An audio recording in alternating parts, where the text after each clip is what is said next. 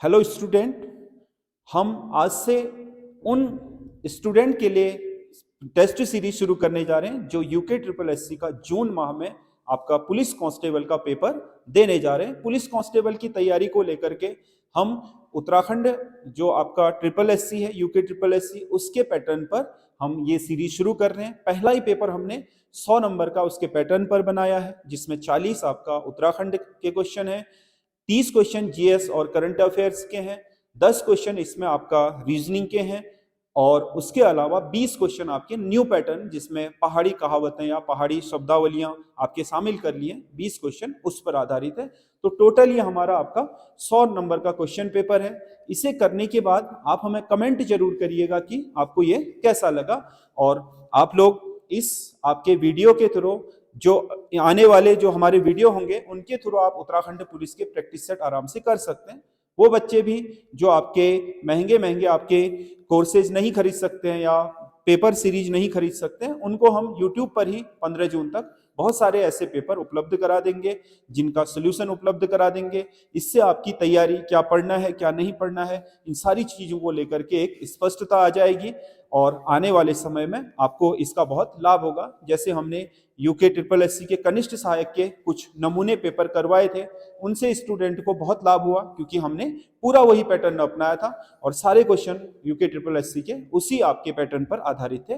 Police के लिए आपका कनिष्ठ सहायक के जितना कूटबद्ध और आपके कथन कारण वाले क्वेश्चन नहीं आएंगे। इसमें सिंपल ही क्वेश्चन पूछेगा क्योंकि वो इस मामले में थोड़ा पेपर लो रखता है, लेकिन पेपर आपका सिलेबस बड़ा है, सिलेबस उतना ही है, बस प्रश्न पूछने का तरीका सिंपल होगा। कुछ क्वेश्चन होंगे भी, वो हमने भी रखे, आपको देखने के बाद पता चल जाएगा। तो आप इन वीडियो को अधिक से अधिक सपोर्ट कीजिए और हम आपके लिए पूरा का पूरा आपका जो प्रैक्टिस सेट है पूरे आपके इन 3-4 महीनों में आपके लिए वो यूट्यूब पर ही उपलब्ध करा देंगे, ताकि हर वो स्टूडेंट जो आपका आर्थिक रूप से कमजोर है वो भी अपनी तैयारी को बेहतर अंजाम दे सके। तो हम शुरू कर रहे हैं। पहला क्वेश्चन है सामान्य अध्ययन भाग 1 है, 3 भाग होंगे पेपर के। निम्नलिखित में से जैन धर्म को संरक्षण देने वाला शासक कौन था? धर्मपाल, ये पाल वंशीय शासक था। धर्मपाल आपका ये बौद्ध धर्म का संरक्षक था। गोपाल भी और धर्मपाल भी आपके, इन्होंने बंगाल में आपके बहुत सारे आपके धार्मिक जो धर्म जैन बौद्ध धर्म से जुड़ी हुई चीजें वैसी गतिविधियां की थी और इसने विक्रमशिला विश्वविद्यालय का निर्माण भी करा था जो जैन धर्म से जुड़ा है। कनिष्क, कनिष्क को तो बौद्ध धर्म के मामले में द्वितीय अशोक ही कहा जाता है, ये भी आपका बौद्ध धर्म का संरक्षक था। हर्षवर्धन भी बौद्ध धर्म का संरक्षक था। अमोघ वर्ष, अगर आप अमोघ वर्ष को देखोगे तो अमोघ वर्ष आपका राष्ट्रकूट शासक है जो जैन मुनि बन गया था, इसने जैन धर्म को संरक्षण भी दिया था। तो पहला क्वेश्चन आंसर ये है। अगला क्वेश्चन है मुगल काल में भगवत गीता का फारसी अनुवाद किसने किया था? अकबर ने सभी भारतीय प्राचीन ग्रंथों का अध्ययन करने के लिए आपका सारे जो संस्कृत या यहाँ के जो प्राचीन ग्रंथ थे उनका फारसी में अनुवाद कराया, क्योंकि अकबर पढ़ा लिखा तो था नहीं, वो सुनकर के ही चीजों को समझ सकता था, इसीलिए वो फारसी समझता था तो फारसी में सुनना चाहता था। इसीलिए उसने अपने नवरत्नों में से एक फैजी के नेतृत्व में एक अनुवाद विभाग का निर्माण कराया, जिसमें अनेक भारतीय प्राचीन ग्रंथों का आपका जो फारसी अनुवाद है वो होना शुरू हुआ और वो बाद तक चलता रहा। फिर तो उस समय आपका जो मुगल काल है, मुगल काल में भगवत गीता का फारसी अनुवाद, भागवत गीता का, भागवत पुराण नहीं, भागवत पुराण का तो टोडरमल ने किया था, भागवत गीता का अनुवाद किया था दारा सिकोह ने। दारा सिकोह ने, इसने आपका एक तो भागवत गीता का करा और एक 52 उपनिषदों का करा जिसे उसने सिर्रे अकबर नाम दिया था। 2 आपके ग्रंथों का अनुवाद आपके किसने कराया था?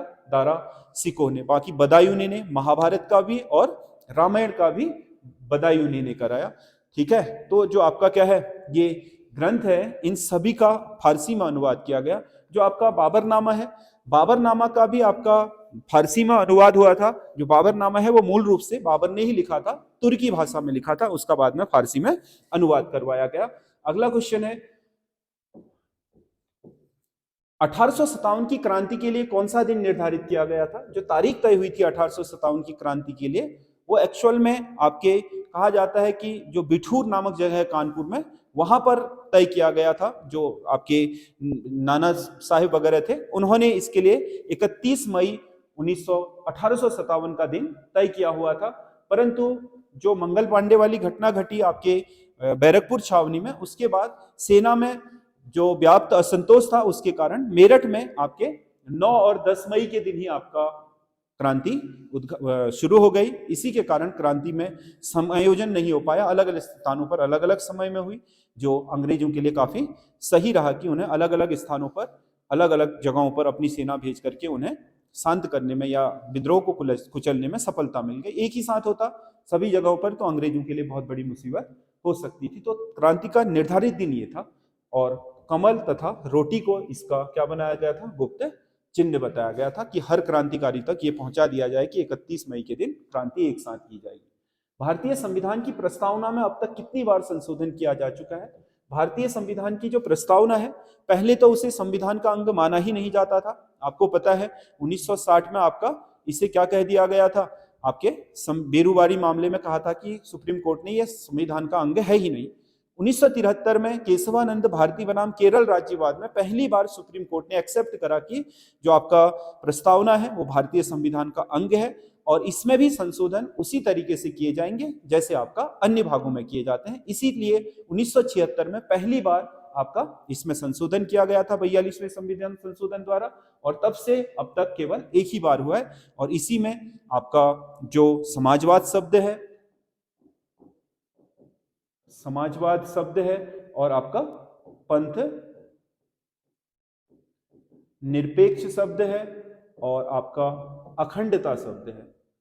3 नए शब्द भी आपके इस संविधान संशोधन द्वारा जोड़े गए थे 42वें संविधान संशोधन 1976। मात्र एक ही बार अब तक संविधान की प्रस्तावना में संशोधन किया गया है। अगला क्वेश्चन है, ग्लोबल हंगर इंडेक्स 2024 में भारत को कौन सा स्थान प्राप्त हुआ है? ग्लोबल हंगर इंडेक्स जो दुनिया के आपके अल्पविकसित और विकासशील देश हैं उनमें आपका भुखमरी के लिए एक सूचकांक जारी किया जाता है। तो उस सूचकांक में भारत को 2024 में आपका 105वां स्थान मिला है, जो काफी आपका पीछे है भारत में, क्योंकि दुनिया में सबसे ज्यादा आपके जो भुखमरी है संख्या आबादी के आधार पर वो भारत में है, जिसमें सबसे ज्यादा भुखमरों की संख्या भारत में।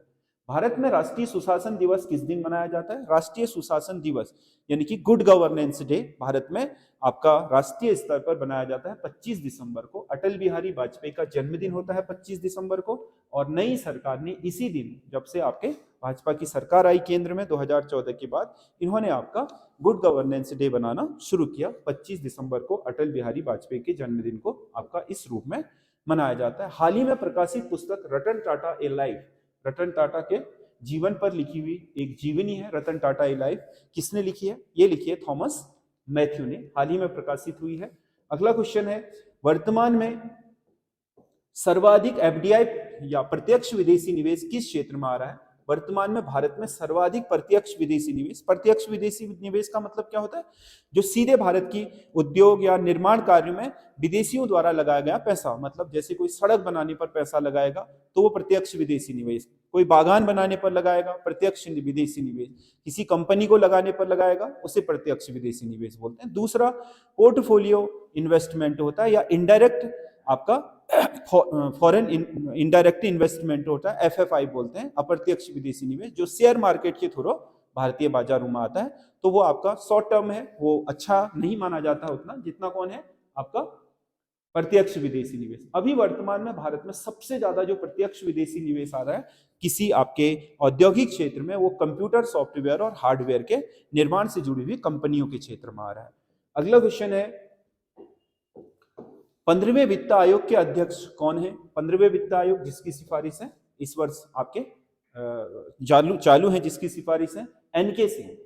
15वें वित्त आयोग के अध्यक्ष एनके सिंह। भारतीय संविधान के 280 अनुच्छेद के तहत आपका प्रत्येक 5 वर्ष में भारत के राष्ट्रपति द्वारा एक वित्त आयोग का गठन किया जाता है। एक अध्यक्ष और 4 सदस्य होते हैं, जो केंद्र और राज्य के बीच आपके करों से होने वाली आय के वितरण के लिए केंद्र सरकार को सिफारिश देता है।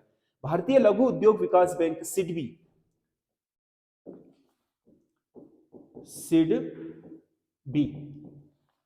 Small Industrial Development Bank of India, SIDBI, Bharat में 1990 में भारत में आपके जो सूक्ष्म और लघु उद्योग हैं उनके विकास में आपके फाइनेंस करने के लिए उद्योगपतियों को इस बैंक की स्थापना की गई थी और लखनऊ में सिडबी का मुख्यालय है। अगला क्वेश्चन है, एजेंडा 21 किस क्षेत्र से संबंधित है? एजेंडा 21 बहुत महत्वपूर्ण है। एजेंडा 21 जब आपका रियो डी जेनेरियो ब्राजील में आपका 1991 में पहला आपका पृथ्वी सम्मेलन हुआ था 1992 में, जिसे हम फर्स्ट अर्थ समिट कहा कहते हैं, दुनिया को बचाने के लिए। तो उसमें एजेंडा 21 पर्यावरण को लेकर के 21वीं शताब्दी का एक क्या है एजेंडा है कि हम 21वीं शताब्दी में होने वाले ग्लोबल वार्मिंग से और प्रदूषण से पर्यावरण को सुरक्षित रखने के लिए कार्य करेंगे।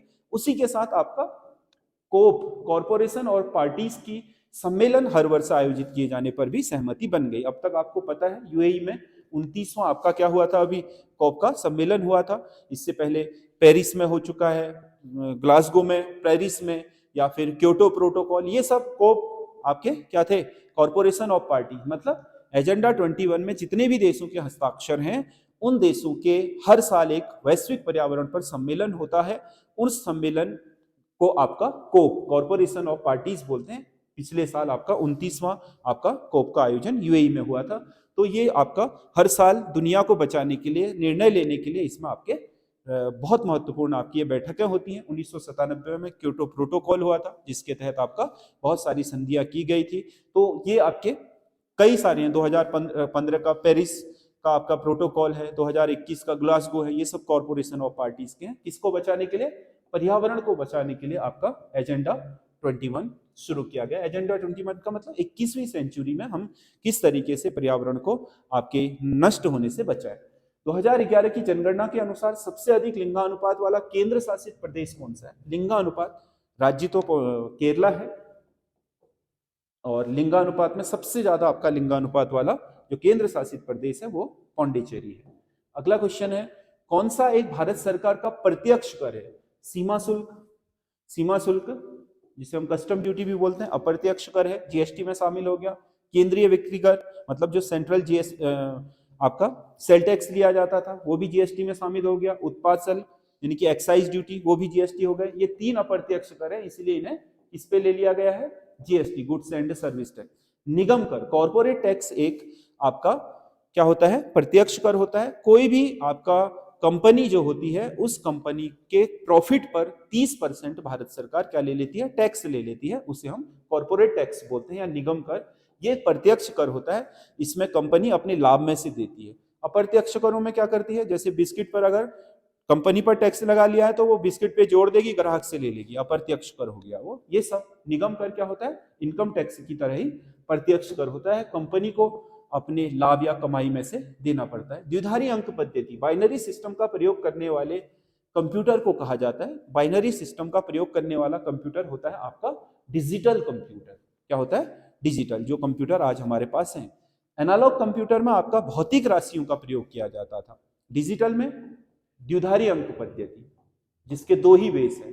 भौतिक में आपका 2, 3, 4 से कहां तक? 9 तक, 0 से, मतलब दशमलव अंक पद्धति का प्रयोग किया जाता था एनालॉग में, ठीक है। और डिजिटल में किया जाता है 0 से 1, ऑफ ऑन, बस यही समझता आपका कंप्यूटर, जिसे बाइनरी कोड सिस्टम बोलते हैं। हाइब्रिड दोनों का मिक्सर है, इसीलिए हाइब्रिड हो गया।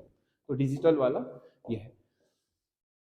अगला, घरों में व्यक्तिगत प्रयोग में आने वाला कंप्यूटर या पीसी, पर्सनल कंप्यूटर, वास्तव में क्या है? कंप्यूटर के आपके आकार के आधार पर जो हमारा पीसी होता है उसे हम माइक्रो कंप्यूटर में रखते हैं। इससे बड़ा मिनी कंप्यूटर होता है, बैंक आदि में जो लगा रहता है। मेन फ्रेम बहुत बड़ा कमरे के आकार का होता है। सुपर कंप्यूटर भी कमरे के आकार के कंप्यूटर होते हैं, बड़े मेन फ्रेम के जितने। अगला क्वेश्चन है, कंप्यूटर में प्रोसेसर की गति को निम्नलिखित में से किसमें मापा जाता है? आपका मिलियन इंस्ट्रक्शंस पर second, MIPS, MIPS, million instructions पर सेकंड। मतलब 10 लाख जो इंस्ट्रक्शन है वो प्रति सेकंड के हिसाब से उसकी माप की जाती है।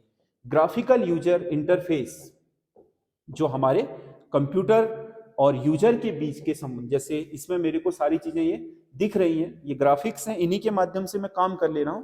कंप्यूटर इसीलिए सरल है, ठीक है, क्योंकि कंप्यूटर की भाषा तो हम पढ़ नहीं सकते, वो मशीनी भाषा है। ग्राफिकल यूजर इंटरफेस ने कंप्यूटर को काफी आसान बनाया, तभी पीसी का आविष्कार भी हो पाया। GUI जिसे बोलते हो, इसमें पॉइंटिंग डिवाइस, मतलब किसी चीज को पॉइंट, GUI, जैसे हम इसमें तो टच स्क्रीन है, नहीं तो मैं क्या करता, माउस से यहां ले जाता, क्लिक करता, तो पॉइंटिंग डिवाइस में सबसे ज्यादा प्रयोग आपका माउस का होता है, इसमें ग्राफिकल यूजर इंटरफेस में। कंप्यूटर की बिल्ट इन मेमोरी होती है, बिल्ट इन मेमोरी रोम होगी, रीड ओनली मेमोरी। जिस समय कंप्यूटर का कॉन्फ़िगरेशन होता है उसी समय इसको बिल्ट कर दिया जाता है, इसमें किसी भी तरह का संशोधन नहीं कर सकते, ना तो आप इसे मिटा सकते हो, ना डिलीट कर सकते हो, ना ही इसमें कोई चीज ऐड कर सकते हो। रोम रीड ओनली मेमोरी, जिससे आप काम कर सकते हो बस। कंप्यूटर में रीड का मतलब होता है कोई काम करना, पढ़ना, उस चीज को, कंप्यूटर के प्रोग्राम को पढ़ना और उसमें काम करना, ठीक है। तो रोम क्या होती है, आपके कंप्यूटर की बिल्ट इन मेमोरी होती है। अगला क्वेश्चन इतिहास से है, महमूद गजनवी के साथ भारत आने वाला प्रसिद्ध विद्वान कौन था? महमूद गजनवी के साथ भारत आने वाला प्रसिद्ध विद्वान था कौन? अलबरूनी, जिसने तहकीक हिंद की आपके रचना करी, संस्कृत का बहुत महान विद्वान था, पहला मुसलमान माना जाता है जिसने संस्कृत का अध्ययन किया और संस्कृत के बहुत सारे आपके जो ग्रंथ थे उनकी ये जानकारी रखता था। अगला क्वेश्चन है, बंगाल में विदेशी वस्तुओं का बहिष्कार का सुझाव सर्वप्रथम किसने दिया था? 1905 में जब बंगाल विभाजन के विरोध में बहिष्कार और स्वदेशी आंदोलन चला, तो विदेशी वस्तुओं के बहिष्कार करने का मतलब किसी भी विदेशी वस्तु को यहाँ के स्थानीय लोगों से ना खरीदने का, ताकि अंग्रेजों की दुकानें ना चले तो आर्थिक रूप से उन्हें नुकसान हो। तो इसके लिए आपका कृष्ण कुमार मित्र ने सबसे पहले सुझाव दिया था। अगर आएगा विदेशी वस्तुओं की होली न जलाए जाने का सुझाव किसने दिया था? वो रविंद्रनाथ टैगोर, क्योंकि आपने खरीदे हुए कपड़ों को जलाना, उन्होंने कहा पैसा तो खर्च हो ही चुका, अब जला के क्या फायदा है, इसीलिए बर्बादी मत करो, नया मत खरीदना, आप अपने लोग जो बना रहे हैं स्वदेशी उनको खरीदो, ताकि अपना पैसा अपने लोगों के पास ही रहे, विदेशों में ना जाए। निम्नलिखित में से सांकेतिक मुद्रा का प्रचलन दिल्ली के किस सुल्तान ने किया था? तो ये मोहम्मद बिन तुगलक है। एमबीटी ने सांकेतिक मुद्रा मोहम्मद बिन तुगलक ने चलाई थी। सांकेतिक मतलब एक तरीके से ये मुद्रा मतलब प्रॉपर मुद्रा नहीं थी, बल्कि इसने सांकेतिक रूप से चलाया कि इन सिक्कों को चला लेते हैं, कुछ दिन अर्थव्यवस्था में काम चल जाएगा, इसलिए चलाई थी। उसके सांकेतिक मुद्रा है, दोआब में कर परिवर्तन है, राजधानी परिवर्तन है, कराची अभियान है, ये 5-6 आपके डिसीजन बहुत ही घातक माने जाते हैं। सांकेतिक मुद्रा उसने कांसे की चला दी, कांसा हर घर में था, लोगों ने अपने बर्तन गला करके भी सिक्के चला दिए, तो उससे थोड़े ही दिनों बाद मुद्रा स्फीति हो गई, बाजार में मुद्रा का कोई मूल्य ही नहीं रहा, उसके कारण ये योजना इसकी विफल हो गई थी। तो सांकेतिक मुद्रा चलाने वाला एमबीटी था। अगला क्वेश्चन है, इंडियन स्ट्रगल नामक पुस्तक किसने लिखी? इंडियन स्ट्रगल पुस्तक लिखी है सुभाष चंद्र बोस ने। सुभाष चंद्र बोस ने लिखी है इंडियन स्ट्रगल। अगर नेल्सन मंडेला की आएगी तो वो है माई स्ट्रगल। नेल्सन मंडेला की भी एक पुस्तक माई स्ट्रगल नाम से, सुभाष चंद्र बोस की है इंडियन स्ट्रगल, स्वतंत्रता संग्राम के दौरान भारतीयों का संघर्ष। उपाधियों का अंत किस मौलिक अधिकार के अंतर्गत आता है? उपाधियों का अंत आता है समानता के मौलिक अधिकार के। अनुच्छेद 14 से अनुच्छेद 18 तक आपके मौलिक अधिकारों में 6 मौलिक अधिकारों में से समानता का अधिकार है, और 18 जो उपाधि किसी व्यक्ति को विशेष आपके स्थान बना, विशेष श्रेणी में रख देता है, तो उसको खत्म करने के लिए उपाधियां का अंत किया गया। शिक्षा और सेना को छेड़ करके अन्य क्षेत्रों में उपाधियां नहीं दी जा सकती हैं, ये मौलिक अधिकारों में है।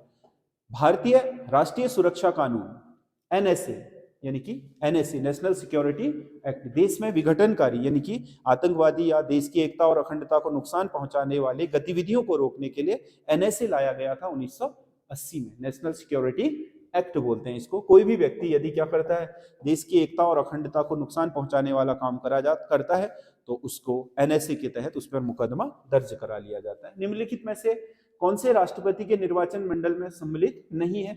देखो, राज्यसभा सदस्य होते हैं, लोकसभा सदस्य भी होते हैं, विधानसभा सदस्य भी होते हैं, लेकिन ये सभी निर्वाचित सदस्य होते हैं, ये ध्यान में रखना। सदस्य तो हैं, लेकिन कैसे हैं? निर्वाचित। ऐसे सदस्य हो नहीं जो मनोनीत हैं, इनमें वो वोट नहीं करते हैं। विधान परिषद के सदस्य नहीं करते हैं। विधान परिषद को क्यों नहीं दिया गया है? क्योंकि सभी पूरे देश में विधान परिषद है ही नहीं, कुछ ही राज्यों में विधान परिषद है। तो विधान परिषद के सदस्य अगर वोट करने लग जाएंगे तो उन राज्यों को ज्यादा एडवांटेज मिल जाएगा, उनको ज्यादा वेटेज मिल जाएगा, इसीलिए विधान परिषद सम्मिलित नहीं है। विधानसभा सभी में है, तो विधायक वोट देते हैं, एमपी दोनों ही आपके सदनों के, राज्यसभा और लोकसभा के, लेकिन इसमें सारे के सारे क्या होते हैं? निर्वाचित सदस्य वोट दे सकते हैं, मनोनयन वाले नहीं। राष्ट्रीय आपातकाल के समय कौन सा मौलिक अधिकार निलंबित नहीं होता? कुछ दिए हैं, देखो, 20 निलंबित नहीं होगा। 20 अपराध की दोष सिद्धि के संबंध में जो अधिकार हैं, किसी को बंदी बना लिया गया तो इसका मतलब आपातकाल लग गया है तो उसके अधिकार समाप्त नहीं होंगे, वो बने रहेंगे। बाकी 25 धार्मिक स्वतंत्रता, आपने कहा मैं मुझे मंदिर जाना है, मुझे मस्जिद जाना है, तो नहीं जा सकते हो। जैसे आपातकाल एक तरीके का, कोरोना काल में भी तो क्या लगा था आपका एक तरीके से राष्ट्रीय इमरजेंसी ही थी, वो घोषित इमरजेंसी नहीं थी, वो आपके एक एक्ट है जिसके तहत आपकी महामारी नियंत्रण किया जाता है, लगभग वैसी है। तो उस समय आपने देखा होगा कोई घर से बाहर भी नहीं जा सकता था। अनुच्छेद 28 जो आपका क्या है, जो आपके सरकारी संस्था है उनमें धार्मिक शिक्षा नहीं देने वाला है, ये भी निलंबित हो जाएगा। अनुच्छेद 19 कि यहाँ वहां घूमना तो मेरा अधिकार है, सभा करना मेरा अधिकार है, विचार प्रस्तुत करना मेरा अधिकार है, ये सब निलंबित हो जाते हैं। 20 और 21 नहीं हो सकते क्योंकि 21 जीवन जीने का अधिकार है, वो किसी भी परिस्थिति में निलंबित नहीं हो सकता। 20 भी नहीं किया जाता है। किसी धन विधेयक को राज्यसभा कितने दिन के भीतर लोकसभा को लौटाने के लिए बाध्य है? कोई धन विधेयक यदि लोकसभा ने पास करके राज्यसभा को भेज दिया है तो वो 14 दिनों के अंदर उसे लौटाने के लिए बाध्य है। नहीं लौटाएगी तो पास मान लिया जाएगा। रख लो कहेंगे हम, आपकी क्या रखने या न रखने से हमें कोई फर्क नहीं पड़ता है। 14 दिन सीमा है। भारत की सबसे प्राचीनतम पर्वत श्रृंखला है, भारत की नहीं है, विश्व की सबसे प्राचीनतम है, अरावली। ये लैंड आपका बहुत ही पुरानी है, अवशिष्ट प्रकार की, मतलब अवशिष्ट मतलब जो आपके क्या है, धरती के ऊपर, धरती के सबसे पुराने भाग रह गए जिनका विगलन हो रहा है, वो पर्वत श्रृंखला है राजस्थान की अरावली। अगला क्वेश्चन है, भारत में किस स्थान पर थोरियम के सर्वाधिक भंडार है? थोरियम एक रेडियो एक्टिव पदार्थ है जिससे आपके नाभिकीय विखंडन की प्रक्रिया की जा सकती है। मोनोजाइट इसका अयस्क होता है। भारत में मोनोजाइट या थोरियम सबसे ज्यादा केरला के तट पर, जो बालूकाश में बालू है जो, उसमें पाया जाता है, तो केरल तट सही होगा। अगला क्वेश्चन है, प्रशांत महासागर में स्थित रिंग ऑफ फायर का संबंध किससे है? प्रशांत महासागर जो आपका पृथ्वी है उसके इधर भी प्रशांत महासागर है, इधर भी प्रशांत महासागर है। प्रशांत महासागर में ऐसे आपका ज्वालामुखियों की एक पूरी श्रृंखला बनी हुई है, उसी को रिंग ऑफ फायर कहा जाता है। विश्व के 2/3 मतलब 2/3 ज्वालामुखी, मतलब लगभग 70% ज्वालामुखी किसमें है? रिंग ऑफ फायर में है। सबसे बड़ा ज्वालामुखी क्षेत्र है पूरे पृथ्वी के अंदर। ठीक है, अगला क्वेश्चन रीजनिंग का आ गया है। कुछ कूट बद्ध करने के लिए चीजें दी हैं, तो इसमें आपका JMPS DG JM, इनमें अधिकतर क्या होता है, इनका ऐसे मिलान किया जाता है इस तरीके से, तो इसका संबंध अगर इनसे बन रहा है तो देख लो, जे का डी।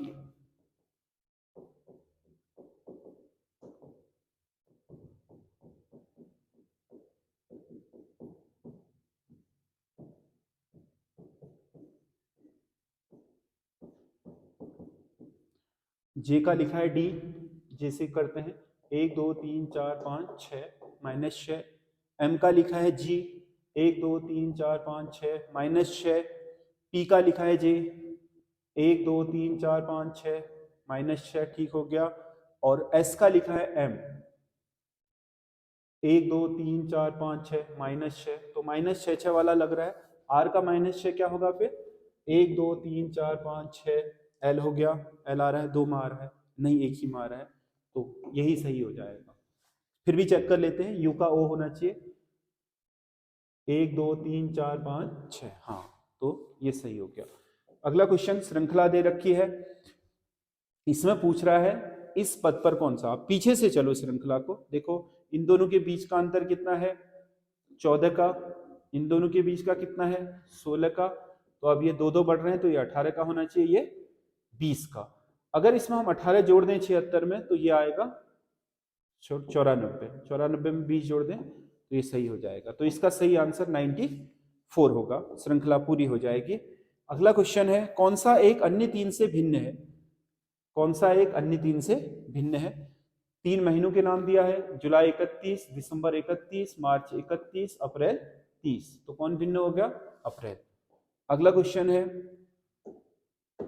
ये एक श्रृंखला दे दी है एल, इस श्रृंखला में कैसे मिलाते हैं? हमेशा पहले को पहला पहला पहला, दूसरे को दूसरा दूसरा दूसरा, तीसरे को तीसरा तीसरा तीसरे से मिलाते हैं।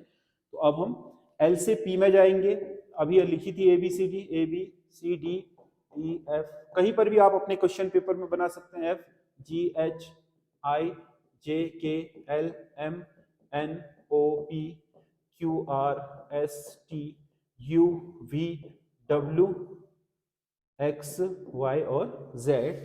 तो इसने एल को लिखा है पी, 1 2 3 4, फिर पी को लिखा है यू, 1 2 3 4, फिर लिखा है, सॉरी, पी को लिखा है यू, 1 2 3 4 5, फिर उसके बाद क्या है, 4 हो गया, 5 हो गया, यू को लिखा है ए, 1 2 3 4 5 6, तो ए को क्या लिखेगा, 1 2 3 4 5 6, क्या लिखेगा, अच्छा 7 लिखेगा, बढ़ रहा है ये 7, तो 1 2 3 4 5 6 7, एच लिखेगा इसको, क्या लिखेगा, एच। अब देखो ये तीनों एक साथ है, L M N P Q R U V M A B C, तो एच आई जे लिख देते हैं, एच आई जे, तीन साथ ही साथ है, तो इसका एच आई जे हो जाएगा ये। अगला क्वेश्चन है, यदि आर का अर्थ प्लस है, एस का अर्थ माइनस है, टी का अर्थ भाग है, यू का अर्थ गुणा है, तो निम्नलिखित समीकरण का सही उत्तर क्या होगा। तो आप पहले इनको ब्लैंक लिख लो, 16 30 10 6 और 8। अब देखो आर का अर्थ प्लस है कह रहा है, तो यहां आर है तो यहां आप प्लस बना लीजिए, फिर एस का अर्थ क्या है कह रहा है माइनस, तो यहां माइनस लिख लीजिए, टी का अर्थ भाग है कह रहा है, तो इन दोनों में क्या आ जाएगा, भाग का निशान आ जाएगा, और यू का अर्थ गुणा है कह रहा है, तो यहाँ यू है तो गुणा आ जाएगा। बन गई इक्वेशन। सबसे पहले भाग सॉल्व करो, तो 3 बार हो गया, फिर उसके बाद गुणा को सॉल्व करो, कितनी बार हुआ, 16 तियां 48, फिर प्लस सॉल्व कर लो, 8 माइनस 6 48 और 8 56, 56 और माइनस 6 बराबर 50, तो इसका सही आंसर आ जाएगा कितना, 50। ये क्वेश्चन नंबर है 36, क्या आएगा 50। इसमें 36वां क्वेश्चन है, कौन सी आकृति अन्य 3 से भिन्न है। ये आकृतियां दी गई हैं, ये ए है, ये ई है, ये एच है और ये के है। अगर इसमें देखें तो ए में 1 2 3, ई में 1 2 3 4, एच में 1 2 3, के में 1 2 3, तो क्या हुआ, ई में 4 है, तो इसकी सही आंसर ई हो जाएगा, जो अन्य से भिन्न है। कौन सी आकृति भिन्न है, ई।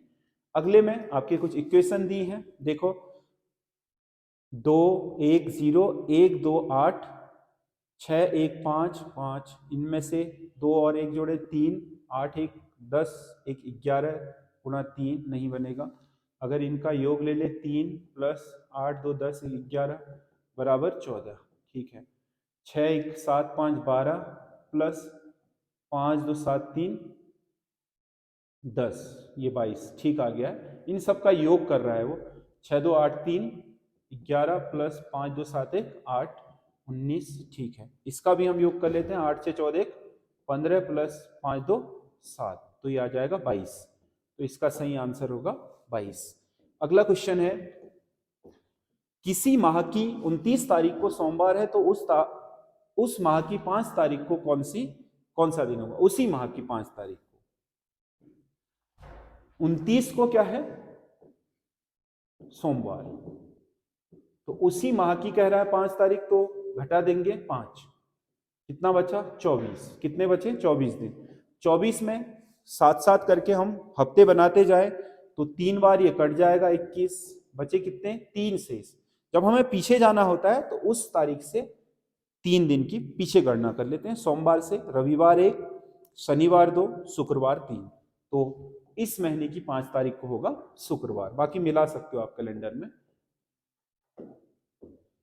अगला क्वेश्चन है, उमा उत्तर दिशा में 25 किलोमीटर गई,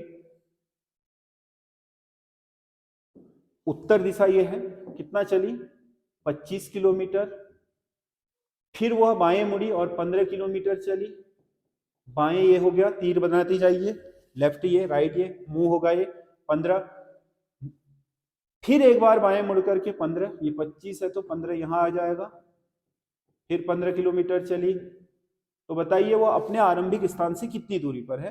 तो यहां से यहां तक ये 15 घट गया, तो 10 ये हो गया, 15 ये हो गया। अब हमें निकालनी है ये, क्योंकि ये समकोण त्रिभुज है तो पाइथागोरस प्रमेय मान ली जाएगी। इसे ए मान लो। ए का स्क्वायर बराबर क्या होगा, 15 का स्क्वायर प्लस 10 का स्क्वायर। तो ए का स्क्वायर बराबर 225 प्लस 100 बराबर 325।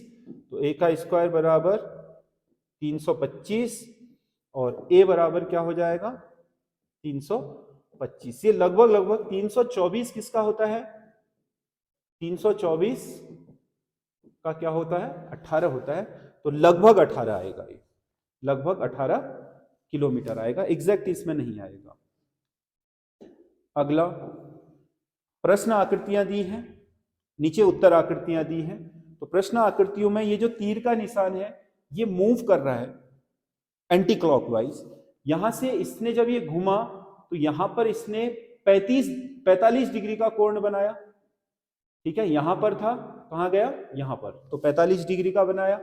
अगले वाले में 45 छोड़ करके कहां बनाया, 90 डिग्री का। तो अगले वाले में बनाना चाहिए अब ये 45, 90, 135, 135, यानी कि अब इस तीर के निशान को यहां पर किस में होना चाहिए, 135 डिग्री में। तो इसका सही आंसर सी हो जाएगा। तो ये भाग 1 हो गया जिसमें आपका जीएस और रीजनिंग है। अब भाग 2 देखो। भाग 2 उत्तराखंड सामान्य अध्ययन। 1929 के लाहौर कांग्रेस अधिवेशन में कुमाऊं का प्रतिनिधित्व किसने किया था। 1929 का लाहौर अधिवेशन जो पूर्ण स्वराज की घोषणा के लिए प्रसिद्ध है, जवाहरलाल नेहरू की अध्यक्षता की थी और कुमाऊं से जो आपके नेतृत्व करता थे वो हर्षदेव ओली थे। काली कुमाऊं का शेर या काली कुमाऊं का मुसोलिनी जिन्हें कहा जाता है। निम्नलिखित में से कौन सा एक सही सुमेलित नहीं है।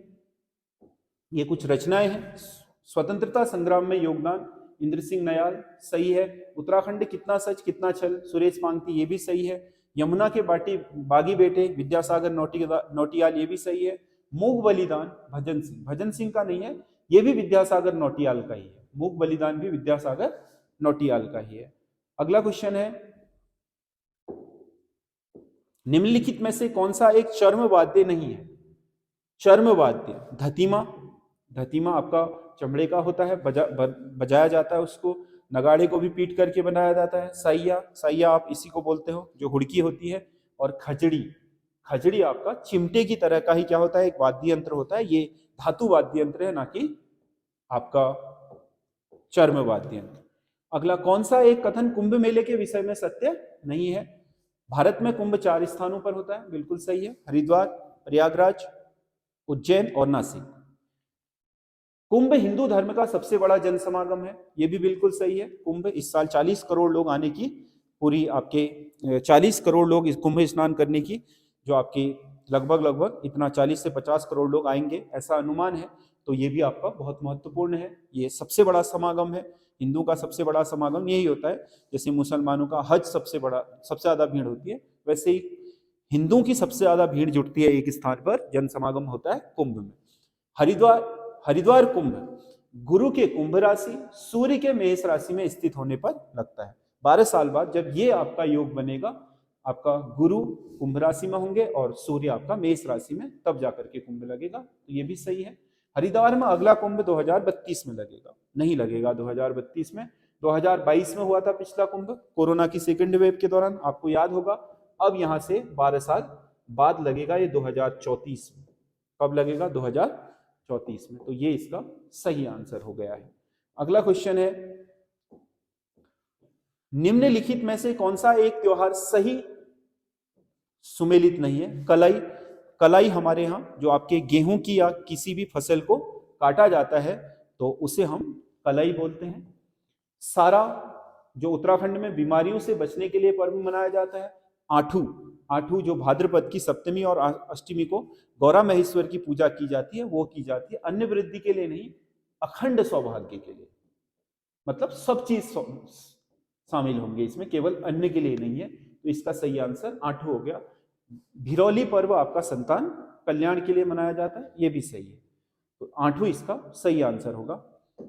क्योंकि ये सुमेलित नहीं है। निम्नलिखित में से कौन सा लोकगीत कृषि गीत है? कृषि गीत मतलब कृषि के अवसर पर गाया जाता है। न्योली विरह आपका एक प्रणय गीत है, प्रेम प्रसंग पर आधारित। भगनौल आपका एक मेलों के अवसर पर गाया जाने वाला गीत है।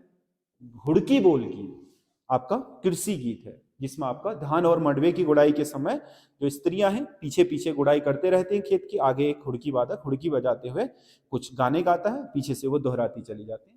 खुदेड़ गीत मायके की याद में गाया जाने वाला एक गढ़वाल का लोकगीत है।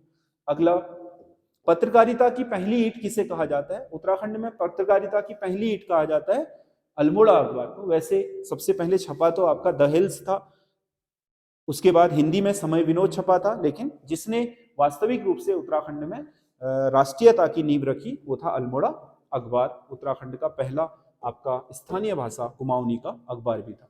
उत्तराखंड राज्य निर्माण आंदोलन से जुड़े कथनों में कौन से कथन सत्य है? गैरसैंण प्रस्तावित राजधानी सर्वप्रथम 1992 में घोषित की गई, जिसे हम उत्तराखंड क्रांतिकारी दल का ब्लूप्रिंट बोलते हैं। ये वही था, गैरसैंण आपका राजधानी, इन्होंने कहा कि उत्तराखंड बनेगा तो उसकी राजधानी गैरसैंण होगी। राजधानी चयन के लिए प्रथम समिति रमाशंकर कौशिक कमेटी थी। मुलायम सिंह यादव सरकार ने उत्तर प्रदेश की तात्कालिक रमाशंकर कौशिक, जो उस समय कैबिनेट मंत्री थे, उनके नेतृत्व में एक आपका कमेटी बनाई थी, और उसने भी दोहराया था कि गैरसैंण ही उत्तराखंड की स्थायी राजधानी बनाई जानी चाहिए। और उस समय जनमत संग्रह भी कराया गया था। 68% लोगों ने यही कहा कि राजधानी गैरसैंण ही होनी चाहिए। उत्तरांचल उत्थान परिषद का गठन शोभन सिंह जीना ने किया था। ये भी बिल्कुल सही है। भारतीय जनता पार्टी के उस समय आपके भारतीय जनसंघ के वो थे, बाद में भारतीय जनता पार्टी के सदस्य बन गए थे, उन्होंने ही आपका उत्तरांचल उत्थान परिषद, क्योंकि भारतीय जनता पार्टी के ही एजेंडे में इसका नाम उत्तरांचल आया था। लाल कृष्ण आडवाणी के नेतृत्व में अल्मोड़ा में जो भारतीय जनता पार्टी की सभा हुई थी, उसमें पहली बार इसके लिए उत्तरांचल किए जाने का प्रस्ताव हुआ था। बाद में फिर भारतीय जनता पार्टी ने ही सबसे पहली बार आपका उत्तराखंड राज्य बनाए जाने के जो आपका मांग है उसको अपने चुनावी एजेंडे में, मैनिफेस्टो में शामिल किया था, तो उत्तरांचल ही दिया गया था। इसीलिए जब राज्य बना तो उत्तरांचल ही नाम था। तो तीनों सही है, 1, 2 व 3 सभी सही है। अगला क्वेश्चन है, चंदू के काल में भूमि को किराए पर लेने वाले कृषकों को क्या कहा जाता था? 3 तरह के कृषक हैं। कैनी तो दास थे, मतलब एक तरीके से कृषि करने वाले मजदूर थे। सिरताल, ये थे किराएदार, जो साल भर के लिए कृषि भूमि पर किराए पर ले लेते थे कि इतना किराया देंगे, भूमि हमें दे दो, तो किराया चुकाते थे। खाईकर, कर दे करके जो गांव की स्थायी जनता थी वो कर देती थी राजा को, या थातवान को जो भूमि का स्वामी होता था, उससे कृषि उसके खेत में कर सकती थी। थातवान भूमि का स्वामी होता था। अगला क्वेश्चन है, स्कंदनाग, विभुनाग, अंशुनाग नामक नागवंशीय राजाओं का उल्लेख किस अभिलेख में है? जो नागवंशीय राजा हैं उनके आपके नाग राजाओं का उल्लेख है गोपेश्वर के त्रिशूल लेख में। गोपेश्वर में आपका जो त्रिशूल लेख है, उस त्रिशूल लेख में आपका नागवंशीय राजाओं का उल्लेख किया गया है। रीठा साहिब गुरुद्वारे का निर्माण किस वर्ष हुआ था? 1960 में। रीठा साहिब में जो गुरुद्वारा बना है लधिया और रातिया नदी के संगम पर, पहले वहां पर क्या था, गुरु घेरनाथ का आपका जो मठ होता था वो था, गुरु घेरनाथ का जो कुटिया होती थी वो थी, उसमें ही गुरु नानक ने उनके साथ बहुत लंबा धार्मिक संवाद किया था, आध्यात्मिक संवाद किया था। तो बाद में गुरु नानक के वहां पर आने और उनके द्वारा अपने शिष्य मर्दाना के लिए आपका रीठों को मीठा बनाए जाने के लिए प्रसिद्ध हो गया मीठा रीठा साहिब। तो वहां पर 1960 में आधुनिक गुरुद्वारे का निर्माण किया गया। 1964, कंफ्यूजन मत करना, ये बाबा नीम करौली आश्रम है, गुरुद्वारा नहीं। 1964 में बाबा नीम करौली आश्रम की स्थापना हुई थी। तुंगनाथ मंदिर के विषय में कौन सा कथन सत्य नहीं है? तुंगनाथ पंच केदारों में से एक है, तीसरा केदार है और सबसे ऊंचाई पर है। यह चंद्रशिला पर्वत पर स्थित है, बिल्कुल सही है। इस मंदिर में आदिगुरु शंकराचार्य की मूर्ति है, ये भी सही है। इस मंदिर की शीतकालीन पूजा उखी मठ में होती है, उखी मठ में नहीं होती, उस केदारनाथ की होती है, ये होती है मक्कू मठ में। जब शीतकाल में बंद हो जाते हैं द्वार तो मक्कू मठ में होती है। इस मंदिर के समीप ही रावण शिला भी स्थित है, ये भी सही है। तो इसका सही आंसर ये होगा, क्योंकि ये सही नहीं है। अगला क्वेश्चन है, लखवाड़ परियोजना को किस नदी पर पुनः आरंभ करने का निर्णय लिया गया है? लखवाड़ परियोजना एक बार 1976 में पास हुई थी, बाद में निर्माण कार्य हुआ, पर्यावरणीय आपके नुकसानों के चलते बंद कर दिया गया। अब फिर से आपका सौंग डैम लखवाड़ डैम और आपका ये जो गोला नदी पर डैम है, ठीक है, ये 3 की 3 परियोजनाएं फिर से शुरू की जा रही हैं। तो इसमें ये यमुना नदी पर है लखवाड़ डैम।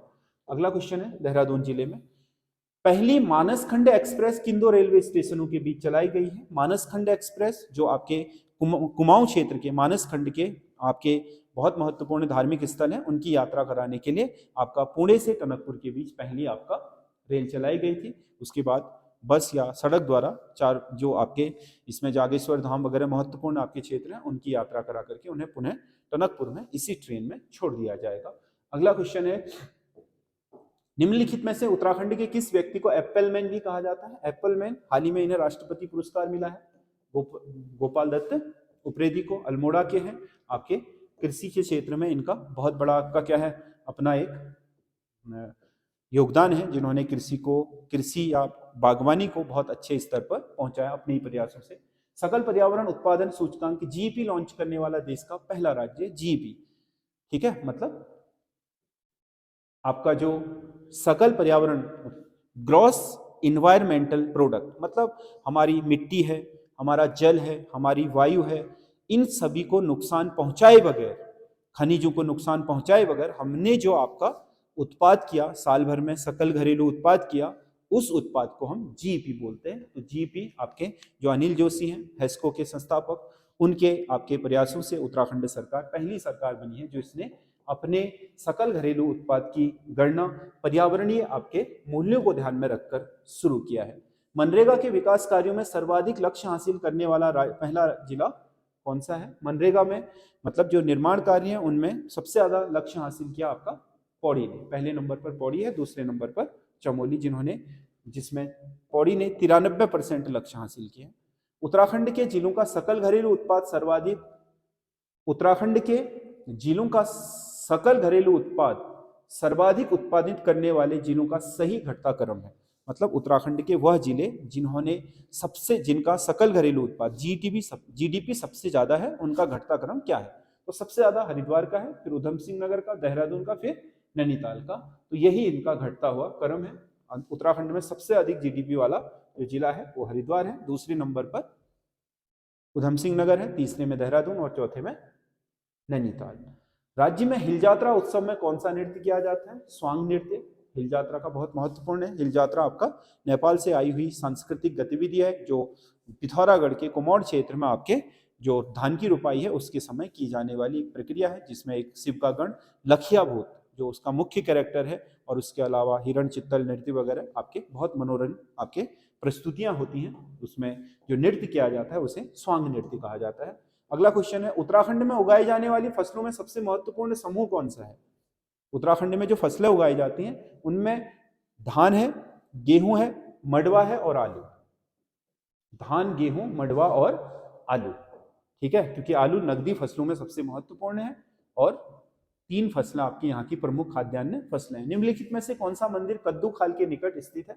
कद्दू खाल बहुत हाईलाइट हुआ था आपके किसके लिए? डॉपलर रडार लगाए जाने के लिए। आपके उत्तराखंड में जो 2 आरंभिक डॉपलर रडारें लगाई गई मौसम की जानकारी के लिए, वो आपका एक तो मुक्तेश्वर में लगी थी, एक आपका कद्दू खाल में लगी थी। कद्दू खाल के पास ही आपका सरकुंडा देवी मंदिर है जो गढ़वाल के 4 आपके शक्तिपीठों में से एक है।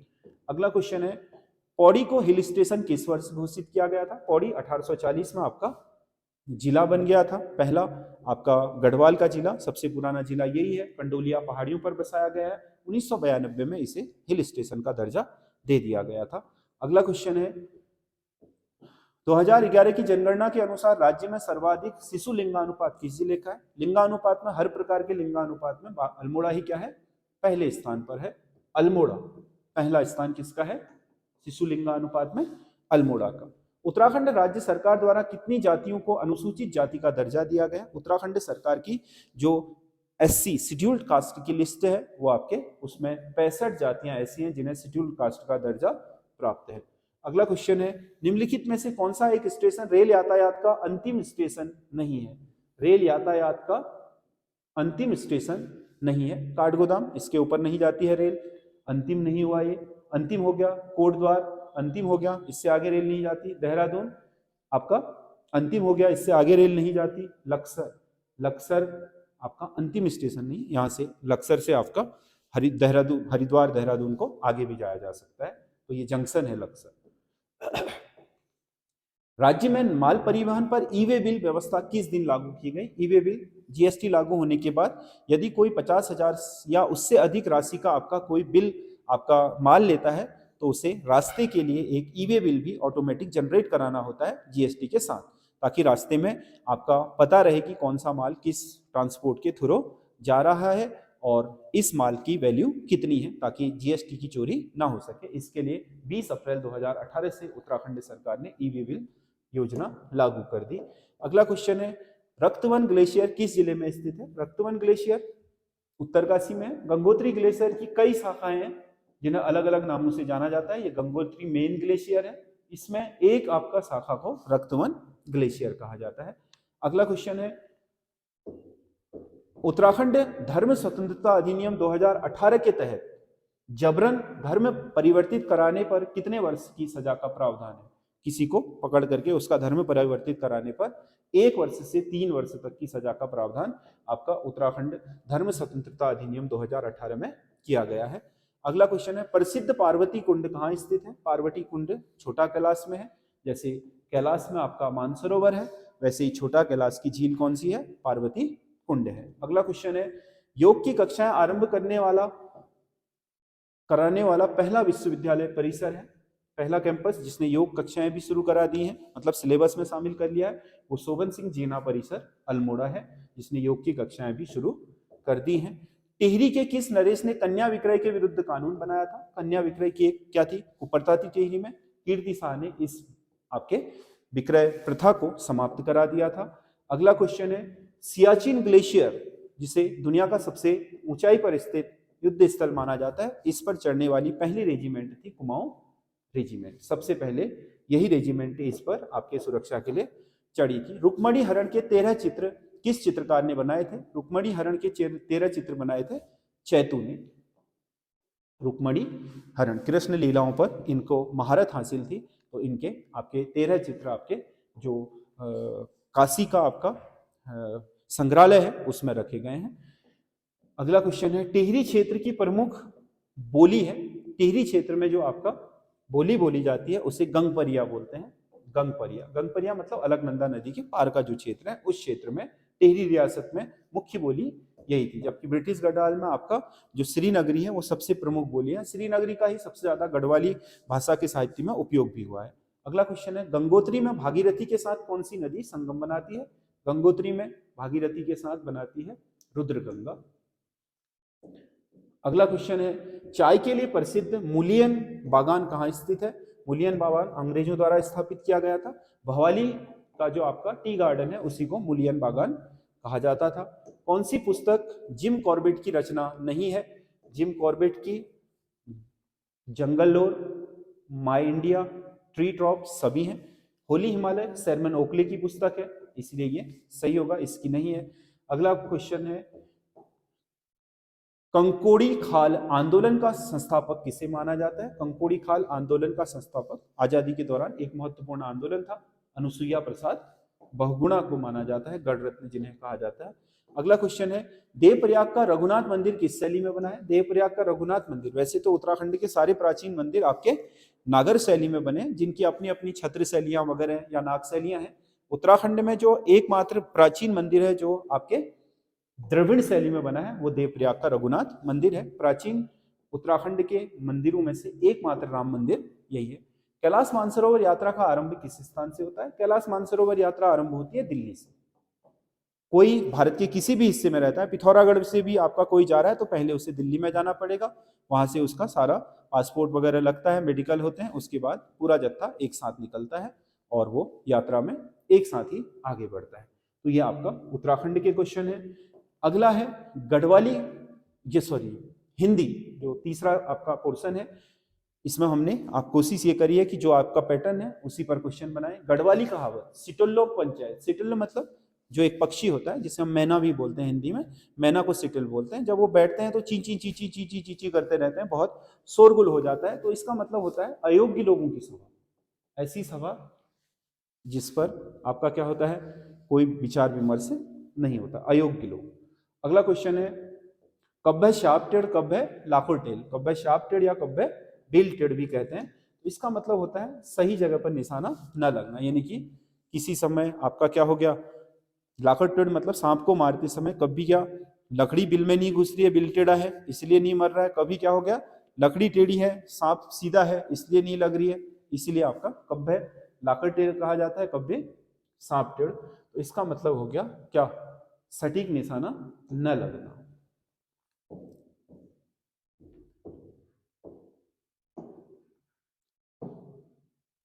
अगला क्वेश्चन है, लोहे के दांतों वाला हल जिसे मड़वे के खेत में चलाया जाता है क्या बोलते हैं उसे गढ़वाली भाषा में, दाथुणी।